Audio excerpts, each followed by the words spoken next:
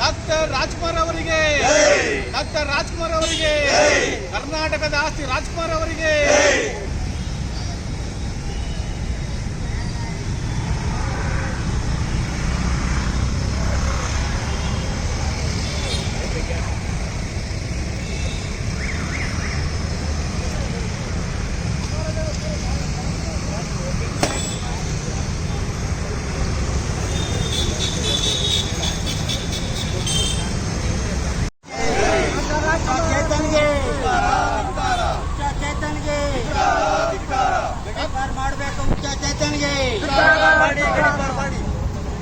ಪಲಗಿಸಿ ಪಲಗಿಸಿ ಪಲಗಿಸಿ ಪಲಗಿಸಿ doctor Rajkumar ಅವರಿಗೆ doctor Rajkumar ಅವರಿಗೆ ಶತಮಾನದ ಪುರುಷ ಡಾಕ್ಟರ್ ರಾಜ್ಕುಮಾರ್ ಅವರಿಗೆ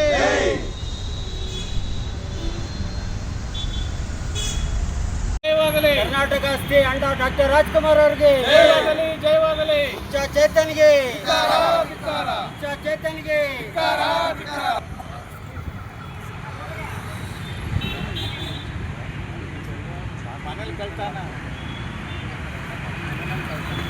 ಈ ವೇದಿಕೆ ಮೇಲಿರ್ತಕ್ಕಂಥ ಕನ್ನಡದ ಅಭಿಮಾನಿ ಗಣ್ಯರೇ, ಡಾಕ್ಟರ್ ರಾಜ್ಕುಮಾರ್ ಅಂದರೆ ಒಂದು ಶಕ್ತಿ, ಕನ್ನಡದ ಕಣ್ಮಣಿ.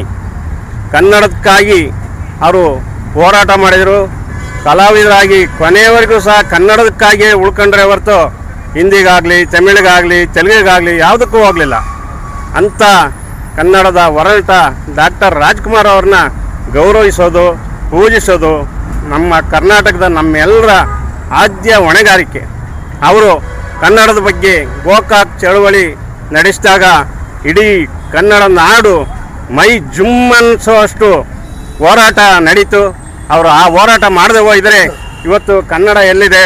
ಕನ್ನಡ ನಾಡು ನುಡಿ ನಾವೆಲ್ಲ ಕನ್ನಡ ಮಾತಾಡ್ತಾ ಇರಬೇಕಾದ್ರೆ ನಮ್ಮ ಡಾಕ್ಟರ್ ರಾಜ್ಕುಮಾರ್ ಅವರೇ ಒಂದು ಕಾರಣ, ಅವರೇ ನಮಗೆ ಶಕ್ತಿ ಅನ್ನೋದನ್ನು ಈ ಸಂದರ್ಭದಲ್ಲಿ ಹೇಳಲಿಕ್ಕೆ ಇಚ್ಛೆ ಪಡ್ತೇನೆ. ಹಾಗೆಯೇ ಅವರು ಯಾವುದೇ ಮುಖ್ಯಮಂತ್ರಿಗೆ ಒಂದು ಫೋನ್ ಮಾಡಿದರೆ ಸಾವಿರಾರು ಎಕರೆ, ಯಾವುದಾದ್ರೂ ಸಾವಿರಾರು ಎಕರೆ ಆಸ್ತಿನ ಬರ್ಕೊಡೋರು. ಆದರೆ ಯಾವತ್ತೂ ಸಹ ರಾಜ್ಕುಮಾರ್ ಫ್ಯಾಮಿಲಿಲಿ, ಅವ್ರ ಕುಟುಂಬದಲ್ಲಿ ಯಾವುದೇ ಸರ್ಕಾರಿ ಜಾಗವನ್ನು ಕೇಳಿಲ್ಲ. ಅವರ ಮರಣಾನಂತರ ಕರ್ನಾಟಕ ಸರ್ಕಾರ ಕುಮಾರಸ್ವಾಮಿ ಅವರು ಮುಖ್ಯಮಂತ್ರಿ ಆಗಿದ್ದಾಗ ಜಾಗನ 2.5 ಎಕರೆ ಜಾಗ ಬಿಡುಗಡೆ ಮಾಡಿದ್ದಾರೆ ಅಷ್ಟೇ. ಆದರೆ ಎಂತೆಂಥರೋ 25-50 ಎಕರೆಗಳನ್ನ ಏನು ಸೇವೆ ಮಾಡದೇ ಇರೋರಿಗೆ ಜಾಗನ ಬಿಟ್ಕೊಟ್ಟಿದ್ದಾರೆ. ಇಂಥದ ಕನ್ನಡ ಕಣ್ಮಣಿ ಡಾಕ್ಟರ್ ರಾಜ್ಕುಮಾರ್ ಅವರ ಕುಟುಂಬದಲ್ಲಿ ಯಾವುದೇ ಬೇನಾಮಿ ಆಸ್ತಿ ಮಾಡ್ಕೊಂಡಿಲ್ಲ, ಯಾವುದೇ ಸರ್ಕಾರ ಒತ್ತುವರಿ ಮಾಡಿಲ್ಲ. ಸರ್ಕಾರದಿಂದ ಯಾರೂ ಸಹ ಅವರಿಗೆ 100 ಎಕರೆ ಜಮೀನು ಕೊಟ್ಟಿಲ್ಲ. ಅವರು ಕನ್ನಡದ ಸೇವೆ ಮಾಡಿ ಚಲನಚಿತ್ರಗಳಲ್ಲಿ ಹಣ ಸಂಪಾದನೆ ಮಾಡಿ ಇವತ್ತಿನ ದಿವಸ ಹೆಸರು ಮಾಡಿದ್ದಾರೆ. ಈ ಹುಚ್ಚ ಚೇತನ್ ಇವನು ಯಾರು ಅನ್ನೋದೇ ಗೊತ್ತಿಲ್ಲ. ಇವು ಏನೋ ಹೆಸರು ಬರಲ್ಲ. ನಾಳೆಯಿಂದ ಈ ಚೇತನ್ ಹೆಸರು ಅಳಿಸಿ ಹೋಗುತ್ತೆ. ಏನಪ್ಪ ಅಂದರೆ ಇವೆಲ್ಲ ಹೆಸರು ಬೇಕು ಅಂತ ಮಡೇನೂರು ಮಂಜುನಾಥ್ ಅಂತ ಒಬ್ಬ ಹಿಂಗೆ ಮಾಡ್ಕೊಂಡ. ಇವನು ಅಷ್ಟೇ, ನಾಳೆಯಿಂದ ಇವನ ಹೆಸರಿರಲ್ಲ. ಇವನಿಗೆ ಗಡೀಪಾರು ಮಾಡಬೇಕು. ಯಾಕೆಂದರೆ ಗಡೀಪಾರು ಮಾಡಲೇಬೇಕು ಕರ್ನಾಟಕ ಸರ್ಕಾರ ಈ ಬಗ್ಗೆ ಗಮನ ತಗೊಳ್ಬೇಕು ಅಂತ ನಾವೆಲ್ಲರ ಪರವಾಗಿ ನಾನು ಇವತ್ತಿನ ದಿವಸ ಆಗ್ರಹ ಮಾಡ್ತಾ ಇದ್ದೇನೆ. ನನ್ನ ಹೆಸರು ಜಕ್ನಳ್ಳಿ ಮೋಹನ್ ಕುಮಾರ್ ಅಂತ, ಕೃಷಿಕ.